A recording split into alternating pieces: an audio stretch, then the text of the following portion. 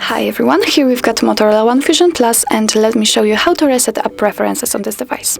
So first of all, let's open the settings. Then let's scroll down to the very bottom and choose System. Click on Advanced, and here we've got reset options, so let's tap on it. If we want to reset app preferences, simply tap on the second option. And now your device is telling you what you will reset, so this will reset all preferences for disabled apps, disabled app notifications, default applications for actions, background data restrictions, and any permission restrictions. If you want to, click on Reset Apps. And that's all. This is how to reset app preferences in your Motorola One Fusion Plus. Thank you so much for watching. If you find that this video was helpful, please hit the subscribe button and leave the thumbs up.